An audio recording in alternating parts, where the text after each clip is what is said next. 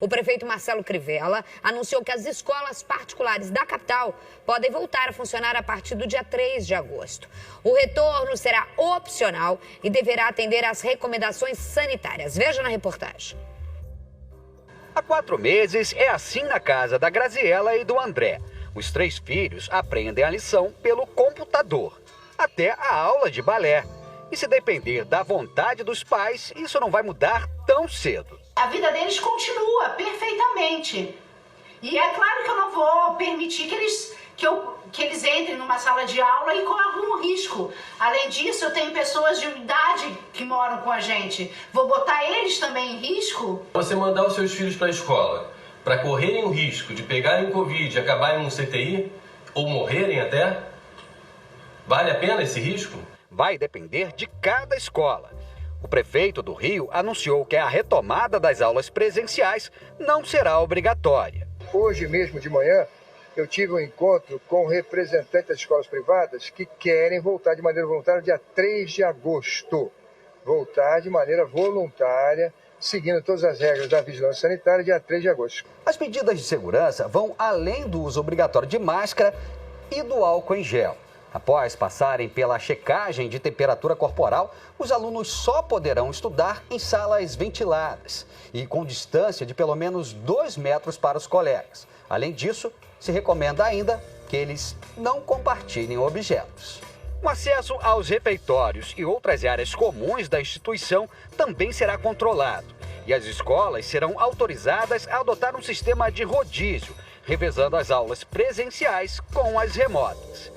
Para o infectologista Edmilson Migovski, da Universidade Federal do Rio, é uma medida válida. Até porque vários trabalhos apontam que a criança pequenininha, na fase de 5, 6, 7 anos, não é um transmissor tão importante quanto se julgava previamente. Já o Sindicato dos Professores do Ensino Particular marcou uma assembleia para 1º de agosto, quando vai discutir se volta ou não às aulas. E existe uma grande polêmica, a gente está até aqui entre nós falando, volta praia, volta academia, volta tudo, volta bar, só não volta a escola, que é a primeira a fechar, que também é algo que as escolas pequenos portes estão tentando se adaptar e tentando sobreviver de alguma forma. Volta a aula da criança no futebol, mas não volta a aula porque envolve muita coisa, né? Envolve uma polêmica muito grande. O Fabiano começa a reportagem assim, há 4 meses essa é a rotina na casa do fulano.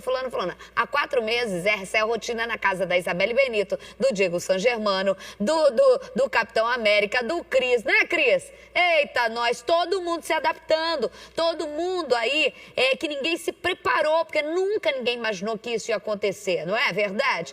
Nunca ninguém imaginou. Então é uma polêmica em que a gente vai falar agora com o doutor Hermano, que é da Fiocruz, que se posicionou diretamente, doutor Hermano Castro, diretamente contra essa volta já em agosto.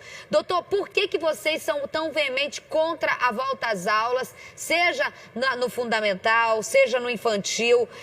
Qual é o principal critério de falar, não dá ainda? Boa tarde.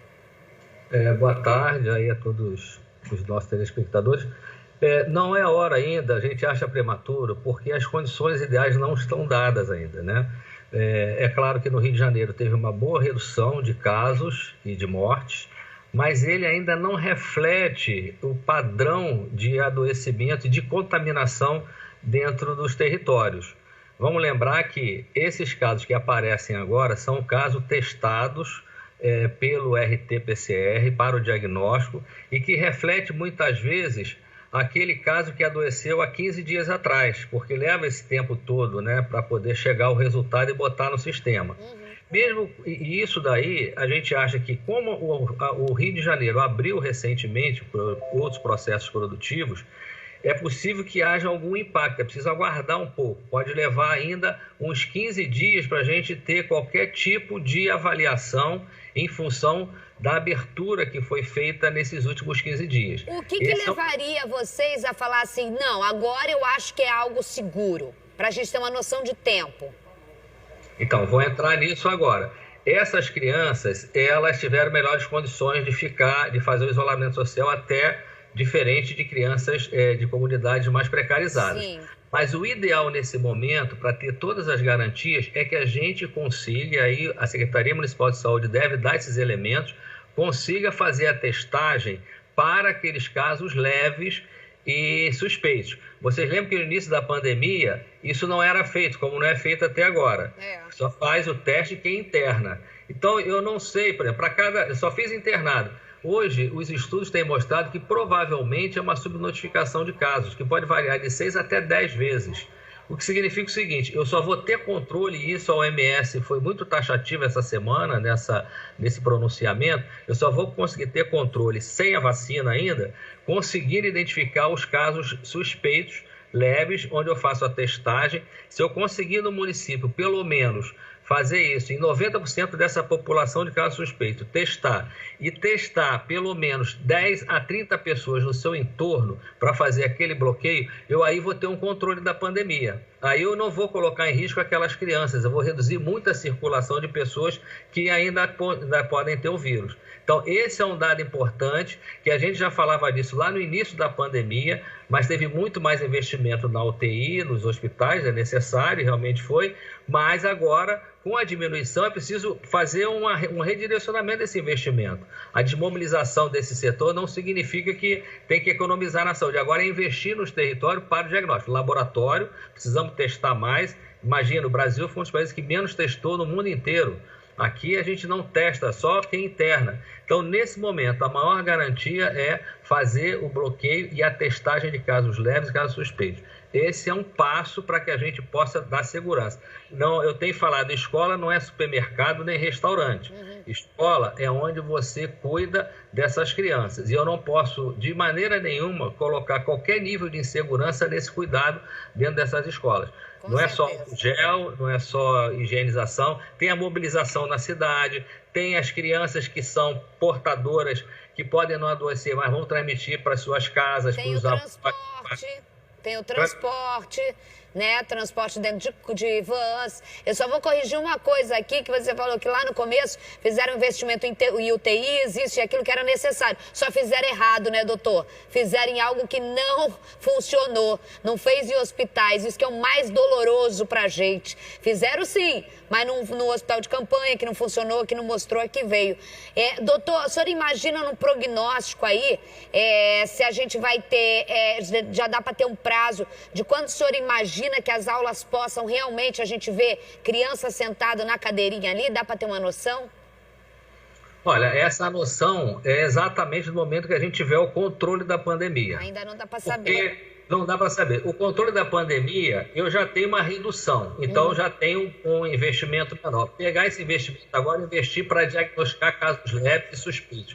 Essa é a única forma. Se eu conseguir fazer isso no município, em 90% dessa população que vai adoecer, e eu conseguir diagnosticar, colocar em quarentena de 14 dias e testar os contactantes, a única maneira que eu tenho de garantir um controle e colocar essas crianças em segurança. E não é simples, eu estou vendo aí, não é simples você botar a criança para ficar 2 metros de distância durante 4 horas. Eu que o diga, Não é simples. Criança usar máscara, imagina usar máscara durante 3, 4 horas. A criança vai tornar úmida a máscara, ela vai falar, vai mexer. Não é simples. Inclusive, a OMS diz o seguinte: criança abaixo de 2 anos é proibido usar, não pode usar. De 2 a 10 anos, essas crianças precisam ter um nível de informação, de conhecimento muito grande, de controle. É muito difícil você fazer isso com essas crianças. Elas querem se abraçar. Então, o melhor momento é quando a gente tiver um controle maior da pandemia. Por isso a gente acha ainda prematuro e temerário colocar essas crianças. Só um dado, que é um dado interessante, saiu publicado agora, um estudo retrospectivo de quase 3 mil crianças mostrou que 40% das crianças que tiveram Covid eram casos moderados. E só 50% eram casos leves ou sem sintomas, e só 10% eram casos mais graves ou críticos. A mortalidade é muito baixa, como a gente sabe disso. Mas, no Brasil, numa situação onde a desigualdade é muito grande, o acesso à saúde é difícil, é possível que 40% de casos moderados, num país como o nosso, possam se tornar graves. E a gente sabe disso. É moderado porque teve uma atenção à saúde, teve um cuidado de saúde, teve uma orientação. Uma alimentação. Uma criança pode evoluir muito mal numa Covid sem uma atenção devida, sem uma assistência devida. Doutor, eu vou te agradecer, mas antes você deu um gancho que eu sempre acho importante. É tão cruel, mas é tão real, porque é Brasil e o Brasil é cruel, você falar de crianças de escolas particulares e crianças de escolas públicas. Criança é criança, mas na realidade você tem o perfil de imunidade de uma criança de escola particular que come bonitinho, que desde o primeiro mês foi ao pediatra, que nunca passou por subnutrição, que sempre tem pediatra quando precisa, que tem acompanhamento diferente do aluno da escola pública, que é criança também e que muitas vezes tinha a única comida e o prato de comida real e não tão bom assim dentro da escola pública. Olha a crueldade que é esse país, olha a crueldade.